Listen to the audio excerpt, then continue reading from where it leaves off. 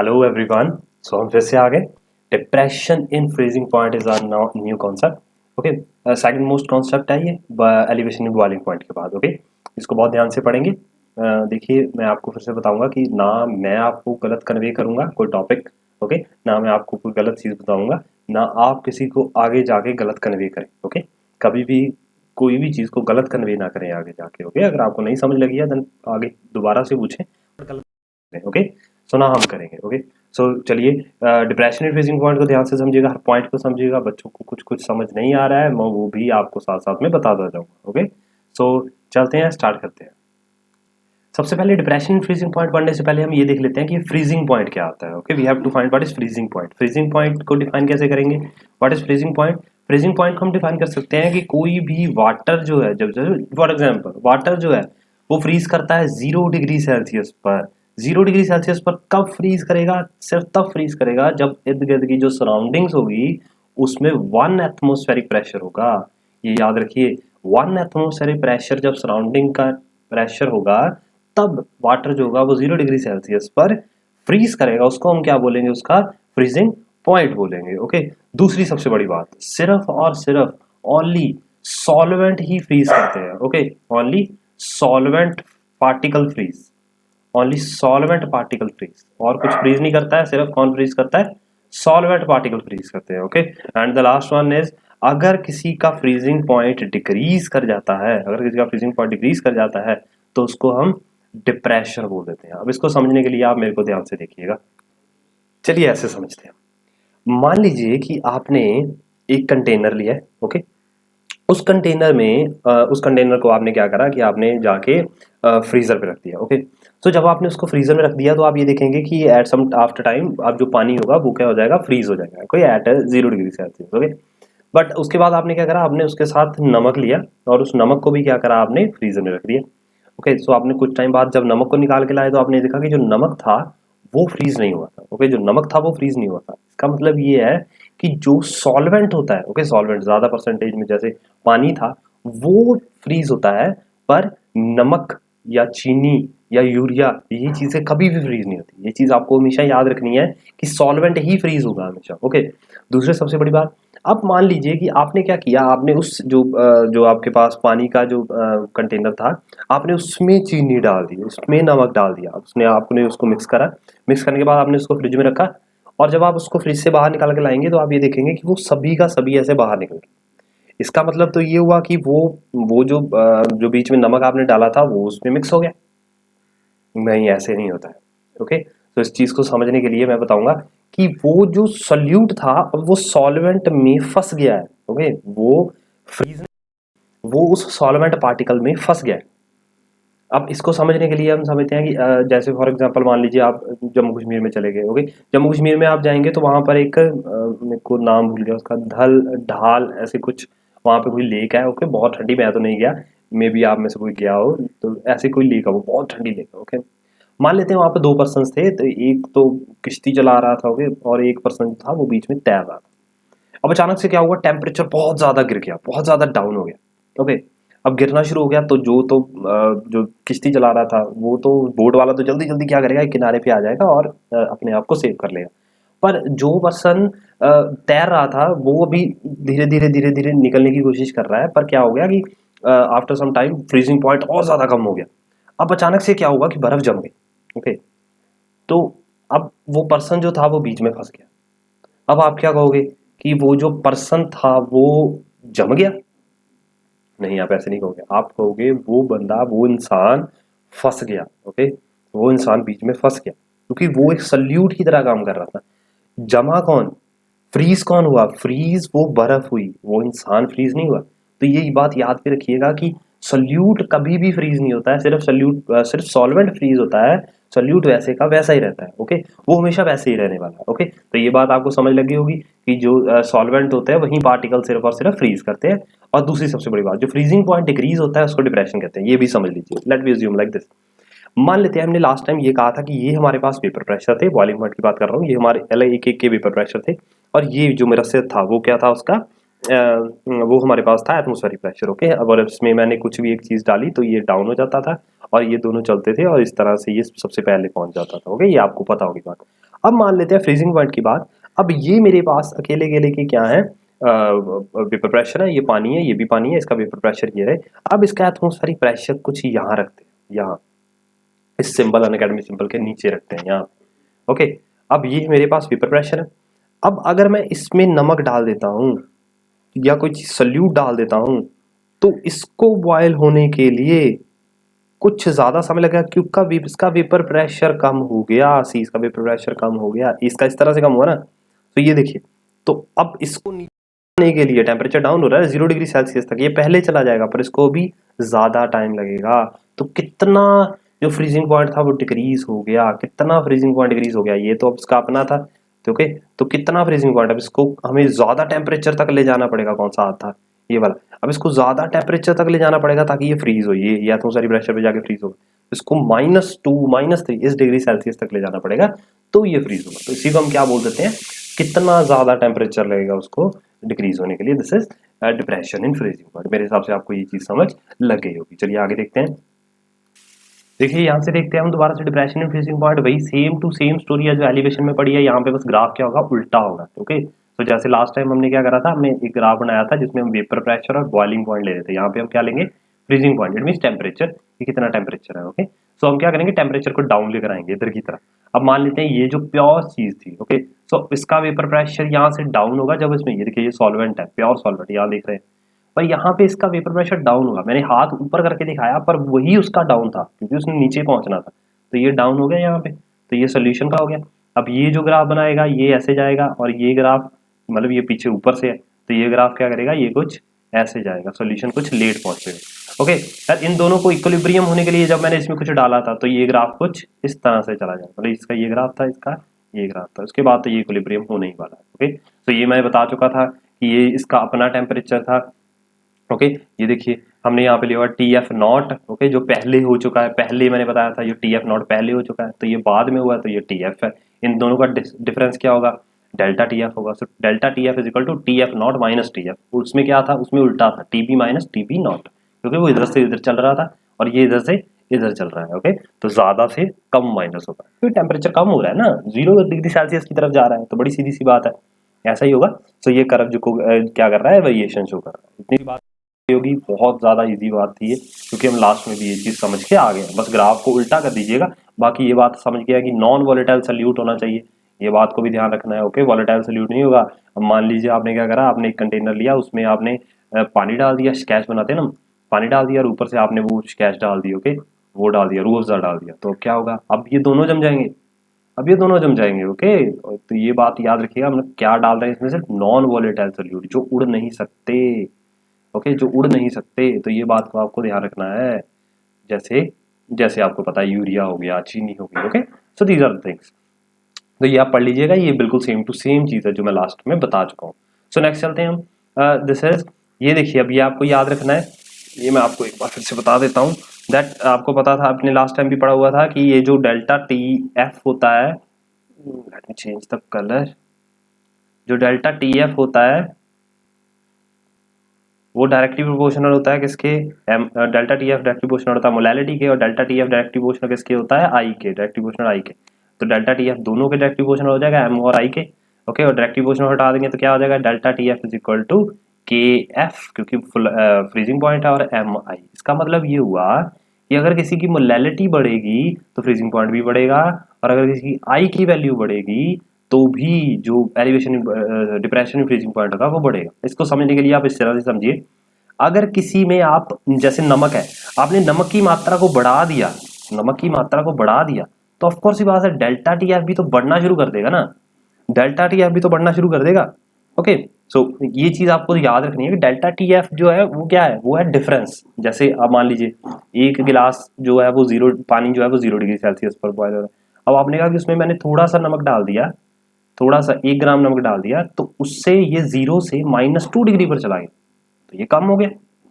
Okay, अब आप कहेंगे कि मैंने एम, मतलब उसकी मात्रा जो थी, ओके, मोलैलिटी में ये जो, तो कंसंट्रेशन जो थी, जो यहाँ पे 5 कर दी, तो ऑफकोर्स है यहाँ पर भी तो 7-8 डिग्री सेल्सियस हो जाएगा ना, वो और कम हो जाएगा।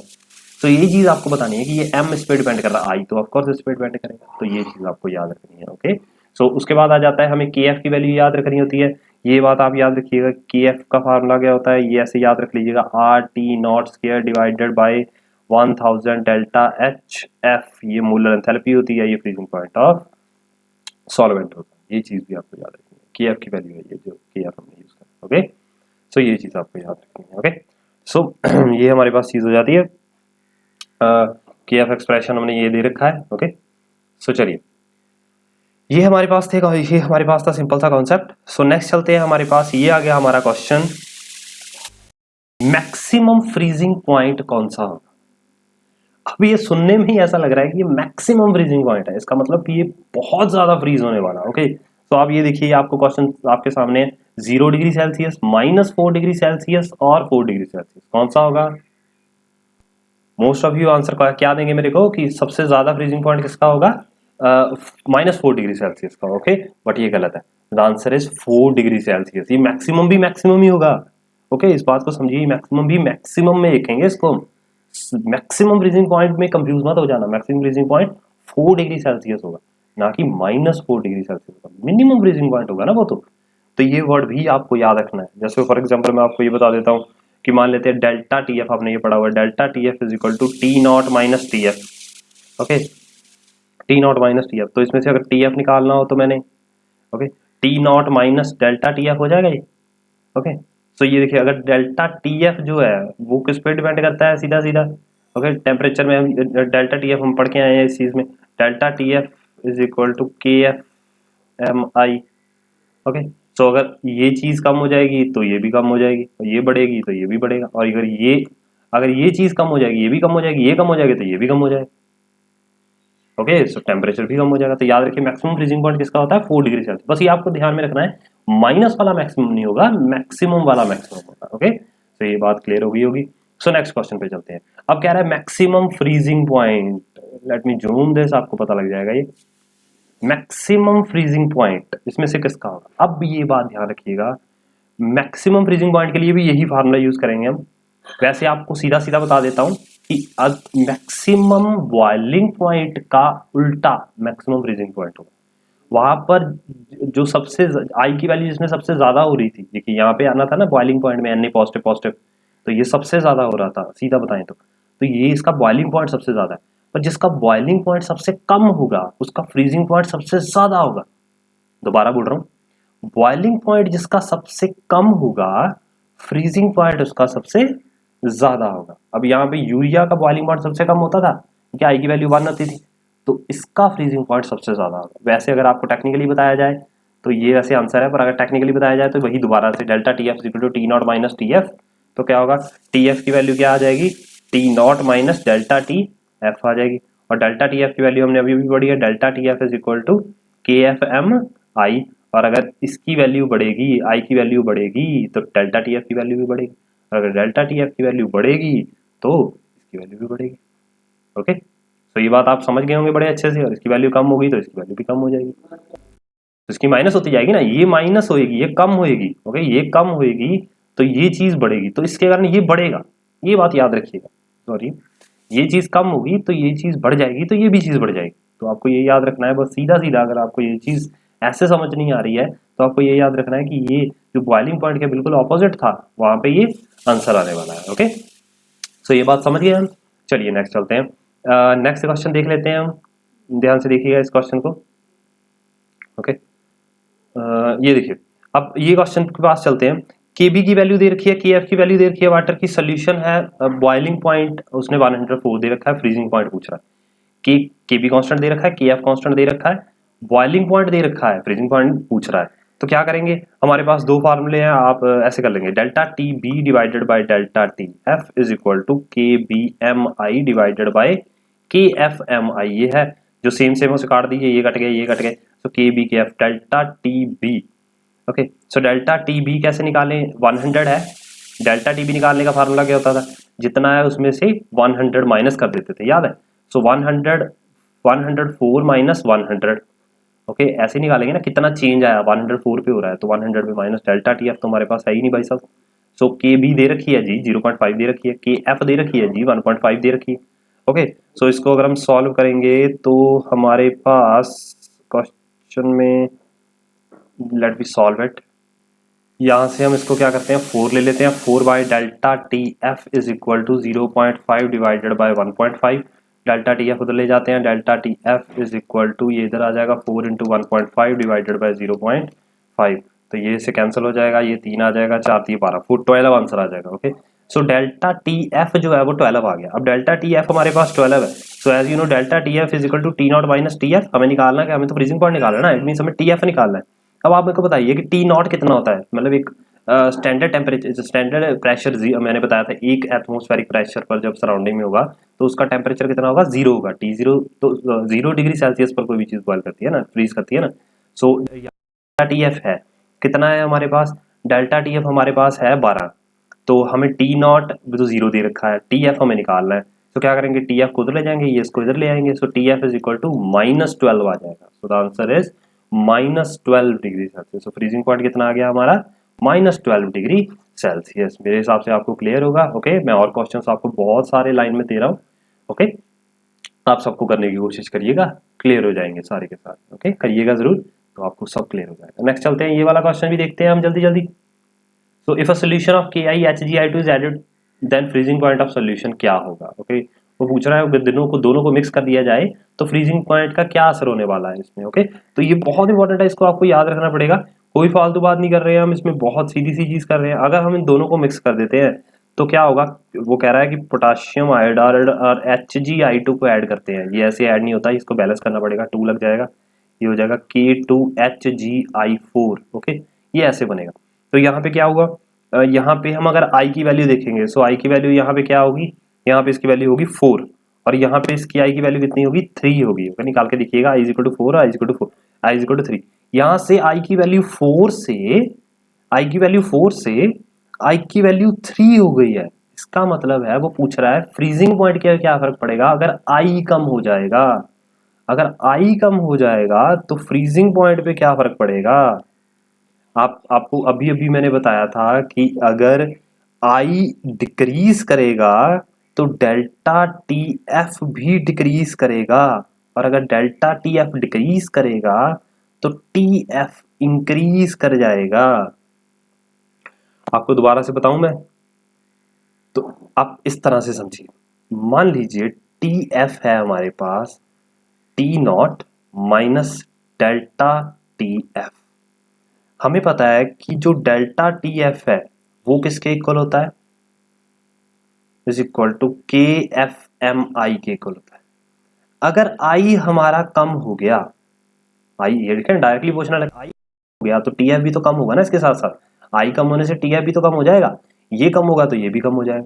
अब मान लीजिए कि अगर ये जो टी नॉट है वो हमारे पास 100 है, मान लेते हैं जस्ट लेट करने के लिए, ये टी एफ नॉट अगर 20 होगा तो इसका आंसर 80 आ जाएगा। इसका मतलब टी एफ हो गया वो 80 हो गया, मान लेते हैं पहले ही पे क्या हो गया, ये टी एफ 80 मान लिया, तो आंसर क्या आ जाएगा, 20 मान लेते हैं, तो आंसर क्या आ जाएगा, 80 आ जाएगा। इट मीन टी एफ कितना हो गया, 80।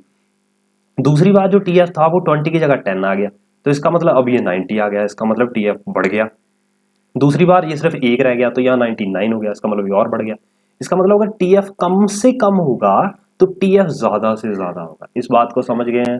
ओके, ये मेरे को लग रहा है आप +1 में भी करके आए हैं, इसलिए मैं आपको बहुत ज़्यादा जोर देके नहीं समझाने की कोशिश कर रहा हूँ, आप समझ सकते हैं। ओके, तो चलिए मेरे अच्छे बच्चे, आप अगला देखते हैं। ओके, ये चीज़ समझ गए तो क्या होगा, इंक्रीज होगा। इतनी सी तो बात थी, हो गई खत्म। So next is ice separation. Okay, ice separation को हम सबसे पहले तो समझते हैं ये क्या होता है। मान लेते हैं कि हमारे पास एक पानी पीने वाली बोतल है। ओके, उस पानी पीने वाली बोतल में हमने क्या करा, हमने उसमें पानी डाला है। ओके, देखिए रुकिए, अभी हमने पानी की बात कर रही है तो फिर हमें प्यास लग गई। ओके, तो हम थोड़ा सा पानी पी लेते हैं। देखिए, ओके, सो ये पानी हमने पी लिया। अब देखते हैं, ये देखिए मेरे को प्यास नहीं लगी थी, समझाने के लिए मैंने अब ऐसे करा। अब ये पानी यहाँ था और अब ये पानी कहाँ पे आ चुका है, यहाँ पे आ चुका है। ओके, ये पानी यहाँ पे आ चुका है, पानी यहाँ था, मैंने पानी पी लिया तो अब ये यहाँ पे आ चुका है। चलिए मान लेते हैं मैंने जस्ट पिया, ऐसे ऐसे करते हैं ना कि इसको हम खोल के ढक्कन को यहाँ पे रख देते हैं। ओके, तो धूप वगैरह है तो क्या होगा कि ये पानी जो यहाँ पे था वो बॉयल होके यहाँ उड़ के यहाँ पे आ जाएगा। ओके, ये बात समझ गया। तो ऐसी है कि अब हमने क्या करा कि जो पानी था उसको ऐसे ही रख दिया हमने कम होने के लिए। अब मैंने आपको ये बताया कि जो सॉल्वेंट है वो तो कम होता ही नहीं है, सॉरी, जो सल्यूट होता है वो तो कम होता ही नहीं है। ओके, जो सल्यूट है वो तो कभी बॉयल नहीं होगा, मीन्स वो साथ में कभी इवेपोरेट नहीं होगा उसके, तो इसका मतलब वो वहीं पे रह जाएगा। अब आप मान लीजिए कि अगर ये सबसे पहले 1 लीटर पानी था, ओके, 1 लीटर पानी था, ये 1 kg पानी था, क्योंकि दोनों सेम है, मैंने फर्स्ट लेक्चर में आपको बताया था 1 kg 1 लीटर दोनों सेम हो गए। अब ये 1 लीटर पानी है, तो उसमें से उसमें जो कंसंट्रेशन होगी, उसमें जो मैंने जो भी डाला होगा, NaCl डाला होगा, ओके, 2 ग्राम 3 ग्राम 4 ग्राम, वो पहले होगा। उसके बाद वो थोड़ा सा उड़ गया पानी, उड़ने के बाद उसमें वो तो सेम ही रहने वाला है, वो जो जो नमक है, वो जो साल्ट है, वो सोल्यूट है, वो तो सेम ही रहने वाला है, क्योंकि वो तो उड़ेगा नहीं, वो तो वहीं पे रह जाएगा, क्योंकि मैंने बताया वो तो उड़ेगा नहीं। पर जो सॉल्वेंट होगा वो तो कम हो जाएगा ना, वो तो कम हो जाएगा ना। बस वही क्वेश्चन है ये कि आपको क्या करना है, सबसे पहले वो जो पहली चीज थी, ओके, जो पहले था कॉन्सेप्ट लिया, एम हमने M1 ले लेना है N/W1 लेके, दूसरे में M2 ले लेना है N/W2 लेके। ये W1 W2 क्या है, सॉल्वेंट, तो ये सॉल्वेंट है जो चेंज हुए हैं। ये पहले वाला था मास, नंबर ऑफ मोल तो सेम ही रहने वाले हैं सोल्यूट के, क्योंकि वो तो चेंज होगा नहीं, तो W1 एंड W2 हमने चेंज कर लेने हैं, तो इसमें हमारे पास चेंज आएगा। तो ये क्वेश्चन देखिए, ये question same to same as it is वैसे ही है। ओके, सो ये देखिए हमारे पास लीटर दे रखा है, 2 लीटर पहले पानी था, ओके, सो 20 ग्राम उसमें यूरिया डाला था, तो कहता द टेम्परेचर डिक्रीज करा तो मोलैलिटी बिकम 0.2, तो है। सो क्या करना है, मैंने आपको बताया कि सॉल्वेंट जो होगा, सबसे पहले एन कितना होगा, एन यूरिया का कितना होगा, गिवन मास पर मॉलिक्यूलर मास गिवन 20 दे रखा है 60, एन तो दोनों केसेस में सेम रहने वाला है। अब दूसरे केसेस में देखते हैं क्या होगा, अगर मैं W1 की वैल्यू निकालूं तो दिस इज N/M1, और W2 की वैल्यू निकालूं तो इधर ले जाके N/M2। सो यहाँ पे हम इसको पुट कर देते हैं नए के लिए। सो W2 कैसे ले लेंगे हम, यहाँ पे हो जाएगा सो W1 ये देखिए ना W1, सो ये हम ऐसे ले लेंगे, टू W1 कितना होगा हमारे पास, W1 होगा N 2 litre into 1 solvent W1, हाँ W1 2 होगा ना हमारे पास, क्योंकि 2 × 1 होगा वो 1 kg/लीटर, क्योंकि डी कितना आएगा हमारे पास 1 kg/लीटर, हाँ 1 kg/लीटर आ जाएगा 1 लीटर, तो हमारे पास 2 हो जाएगा। सो हम यहाँ पे देखेंगे एन तो सेम ही रहने वाला है 20/60, सो नीचे हमारे पास क्या आ जाएगा M2 कितना चेंज हो गया 0.2, सो W2 कितना आ जाएगा हमारे पास, इसको सॉल्व करिए, ये नीचे आ जाएगा, इससे ये कट जाएगा, answer must be 1.66 kilogram. Okay, so अभी हमने निकालना क्या है, आई सेपरेटेड, सो हमने W1 को W2 से माइनस कर देते हैं, so this is 2 - 1.66 is equal to 0.34 kilogram. देखिए ये इंपॉर्टेंट क्वेश्चंस हैं कॉम्पिटिटिव व्यू से, okay, not on the view of, अगर आप बोर्ड के एग्जाम्स की बात करें तो उससे तो ये ऐसे क्वेश्चंस तो कभी नहीं आएंगे, ओके, ये थोड़े डिफिकल्ट क्वेश्चंस लगते हैं बच्चों को, ओके, ये ऐसे क्वेश्चन कभी नहीं आए बोर्ड्स की क्लासेस में, तो कभी नहीं आए, बट हाँ बोर्ड्स की क्लासेस में कभी नहीं आए, बट IIT और मेंस की या फिर मेडिकल की क्लासेस में आपको ज़रूर देखे जाएंगे ऐसे क्वेश्चन, ओके, तो आपको ऐसे क्वेश्चंस भी और करने हैं। मैं आपको बहुत सारे क्वेश्चंस दूंगा, single correct answer type questions, आप करके देखिएगा, 20 क्वेश्चन अराउंड मैं आज के लेक्चर में आपको दूंगा, ओके। सो इसके बाद मैं एक और वीडियो डालूंगा, ओके, मैं कोशिश करूंगा कि मेरे पास एक्चुअली क्या होता है कि अपना थीसिस वर्क होने के कारण मेरे से थोड़ा कम समय निकल पाता है, ओके, सो कमिटमेंट होती है उनमें, हमें अपना थीसिस वर्क देना पड़ता है, ओके, सो थोड़ी प्रॉब्लम हो जाती है हमें, ओके, इसलिए मैं ज़्यादा वीडियो नहीं ला पा रहा हूँ। बच्चे कहते हैं कि ज़्यादा वीडियो दीजिए sir, but that the problem कि मेरे पास हो जाती है, टाइम नहीं दे होता, okay, but I am trying best कि मैं और ज़्यादा से ज़्यादा आपको वीडियोस दे पाऊँ, ओके। सो चलिए चलते हैं, जैसे भी है कर रहे हैं हम, कुछ ना कुछ तो करवा के भेजेंगे, टेंशन नहीं लेनी है, हम हैं यहाँ जब तक, तब तक तो ख़त्म होगा ही होगा, ओके, डोंट वरी। आज तक हुआ है, कभी ना ख़त्म हुआ तो अब कैसे होगा, ओके। सो चलिए आगे चलते हैं।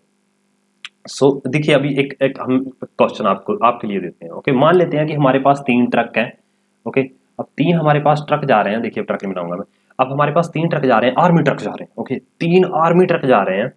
अब एक ट्रक में हमारे पास एलम फिल थी, एक ट्रक में हमारे पास एलम फिल थी, दूसरे ट्रक में हमारे पास शुगर फिल थी, और तीसरे ट्रक में हमारे पास साल्ट फिल थी, ओके। अब वो कहीं से जा रहे थे और उन्हें ये पता लगा कि जो जहाँ से वो जा रहे हैं वो एक नदी थी जो जो जम गई थी। अब उन्हें वहाँ से फ़ोन आया कि सर ऐसे बात है कि ये आपकी नदी जो जम गई है वो अब वो जल्दी-जल्दी से ना खुरने वाली है, वो पानी बन जाएगी। ये तीनों ट्रक्स को उन्होंने बताया। तो उनको ये पता लगा कि यार ये तो बड़ी प्रॉब्लम हो गई, तो अभी ये खुरेगी तो हम तो सब मर जाएँगे, तो काफ़ी लंबी है, तो हम क्या करें? तो उन्होंने उन्होंने में से किसी एक ट्रक को उनमें से हमें किसी एक ट्रक को उस जो बर्फ़ वाली जो जगह है उस पानी में हमें उसको गिराना पड़ेगा, ताकि उसका फ्रीज़िंग पॉइंट कम हो जाए। ये 3 ट्रक में ये भरे पड़े हैं ना, ये एलम, शुगर और साल्ट भरी पड़ी है उस जगह पे। तो आप मेरे को ये बताइए, सिर्फ़ ये बताइए कि इन तीनों में से सबसे ज़्यादा अच्छा कौन-सी चीज़ रहेगी, उस कौन से ट्रक को उसमें गिराना अच्छा रहेगा, ताकि वो जो ट्रक है वो निकल जाएँ और वो इतनी जल्दी जो फ्रीज़िंग पॉइंट है, वो जो फ्रीज़ हुआ पड़ा है, वो जल्दी-जल्दी लिक्विड में चेंज ना हो। तो आपको ये क्वेश्चन का आंसर मेरे को देना है। Question number 1 is this. तो आपको बताना है एलम, शुगर और साल्ट, और क्यों होगा ऐसे, ओके? तो ये क्वेश्चन का आंसर आप मेरे को दीजिएगा। नेक्स्ट क्वेश्चन इज़, अब देखिए, अब ये क्वेश्चन तो बहुत बार पूछा गया है, पंजाब बोर्ड का तो ये फेवरेट क्वेश्चन है, ओके? हर एवरी ईयर पंजाब बोर्ड में ये क्वेश्चन पूछ लेते हैं वो, हर साल की बात हो गई है। तो ये आप मेरे को बताइए कि फॉर एग्जांपल कार रेडिएटर्स होते हैं, अभी जो न्यू कार्स हैं उसमें रेडिएटर्स में जेल पड़ती है, बट जो थोड़ी पुरानी कार्स थी उसमें लिक्विड डलता था, ओके? पानी डलता था, आप पानी डालते होते थे, आपने छोटे होते कभी सीरियल्स देखे होंगे, ओके? तो वो पानी खत्म हो जाता था रास्ते में, तो वहां से आपको पता होगा थोड़ा सा। सो कार के रेडिएटर्स जो होते हैं उसमें पानी डलते हैं, ओके? अब मान लीजिए कि आपने वो कार ली और कार लेके आप चले गए हिमाचल में, या फिर आप चले गए जम्मू कश्मीर में, तो वहां पे टेम्परेचर कितना था? वहां टेम्परेचर था -6 डिग्री सेल्सियस। तो -6 डिग्री सेल्सियस हमारे पास टेम्परेचर था, या मान लेते हैं बहुत कम टेम्परेचर था। तो होगा क्या कि वहाँ पे जो रेडिएटर में पानी, वो तो 0 डिग्री सेल्सियस तक ही सिर्फ संभाल पाएगा उस चीज़ को। तो 0 डिग्री सेल्सियस के बाद वो जमना शुरू हो जाएगा और आपकी गाड़ी बंद हो जाएगी। अब आपके पास दो चीज़ें हैं वहाँ पे, एक आपके पास चीज़ है इथानॉल और एक आपके पास चीज़ है methanol, okay? As you know, इतना मेरे को लग रहा है कि आपको पता होगा ये इथानॉल मिथानॉल क्या होता है। C2H5OH एंड CH3OH, ये डेंजरस होती है और ये डेंजरस नहीं होती है, ओके? सो आप मेरे को ये बताइए कि इन दोनों में से कौन सी वाली जो इथानॉल और मिथानॉल, कौन सा हम रेडिएटर में डालेंगे, इथानॉल या मिथानॉल में से, और वो ज़्यादा इफेक्टिव होगा। और मिथानॉल में से हम क्या चीज़ डालेंगे कि वो ज़्यादा इफेक्टिव होगा, ओके? सो चलिए, मेरे को लग रहा है कि ये क्वेश्चन आपसे थोड़ा सा आपको डिफिकल्ट लगेगा, तो मैं आपको थोड़ा सा बता देता हूँ। देखिए, डेल्टा TF क्या होगा, KFMI ये होगा, ओके? सो ये देखिए, अब KF तो दोनों का सेम होगा, ओके? सो है तो ये तो KF दोनों सेम होगा, I दोनों का सेम होगा, तो यहाँ पे तो ये कुछ प्रॉब्लम नहीं करेगा। बात कहाँ पे आएगी, M की। अब सबसे पहले हम बात करते हैं इथानॉल की। इथानॉल का डेल्टा F कितना आ जाएगा, अगर सिर्फ हम इसकी बात करें? सो 1 kg डाला ना, दोनों को 1-1 kg है हमारे पास, ऐसे मान लेते हैं। तो हमने क्या करा, 1000 डिवाइडेड बाय, यहाँ पे क्या आ जाएगा, 46i। इसका मास निकालेंगे तो 46 आएगा। दूसरे का कितना आ जाएगा, delta TF is equal to KF, मान लेते हैं ये 1000 ये भी लिया, और यहाँ पे कितना ले लिया हमने, 32i। अब ये देखिए, अगर हमें पता है कि इसकी डिवीजन हम इससे करेंगे तो वैल्यू ज्यादा आएगी, इसकी डिवीजन इससे करेंगे तो वैल्यू ज्यादा आएगी, और इसकी डिवीजन इससे करेंगे तो वैल्यू कम आएगी। इसका मतलब इसकी वैल्यू ज्यादा आएगी तो डेल्टा TF की वैल्यू ज्यादा होगी, और इसकी डेल्टा TF की वैल्यू कम होगी। तो अब आपको ये बताना है, मैंने यहाँ तक बता दिया, देखिए सब कुछ बता रखा है मैंने। अब आपको बस ये बताना है, इतना सब सॉल्व करने के बाद सिर्फ आपको इतना आंसर देना है कि कौन सी चीज रेडिएटर में डालनी है, इथानॉल और methanol, okay? That's your second question जिसका आपको आंसर देना है। तो 2 क्वेश्चंस हो गए हमारे पास। तो नेक्स्ट चलते हैं हमारे पास, these are the final shots. तो आपको ये देखने हैं, फाइनल शॉट आप 3 पर पहुंच गए हैं। मैं थोड़ा सा जूम कर देता हूँ। सो ये क्वेश्चन देख लीजिए आप, ओके? एक बार 1 to 5, ओके? ये स्क्रीनशॉट ले सकते हैं आप। 6 to 9, okay? Next 10 to 14 and 15 to 19। सो ये हमारे पास क्वेश्चंस थे। एलिवेशन इन बॉइलिंग पॉइंट हमारा खत्म हो गया है। ये सिर्फ और सिर्फ एलिवेशन इन बॉइलिंग पॉइंट तक के क्वेश्चंस हैं, ओके?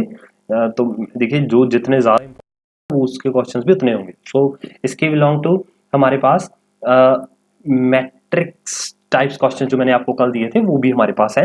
आप पहले इनको सॉल्व कीजिए, इनको सॉल्व करने के बाद मेरे को आंसर दीजिए, फिर मैं साथ में ही आपको ग्रुप में मैट्रिक्स टाइप क्वेश्चंस को ऐड कर दूंगा, ओके? अगर कोई ग्रुप में नहीं है ओके, तो वो ऐड होना चाहता है तो प्लीज़ मेरे को टेक्स्ट कर दें 8283049328 पे, मैं उसको ग्रुप में ऐड कर लूँगा। ओके, जिसमें हम मैट्रिक्स टाइप क्वेश्चन कुछ अभी जो आने वाला टाइम है उसमें मैं आपको बहुत सारे प्रैक्टिस क्वेश्चंस भेजूँगा इस ग्रुप में। ओके, अगर आप ये क्वेश्चंस करना चाहते हैं तो प्लीज़ इस ग्रुप को ज्वाइन कर लें।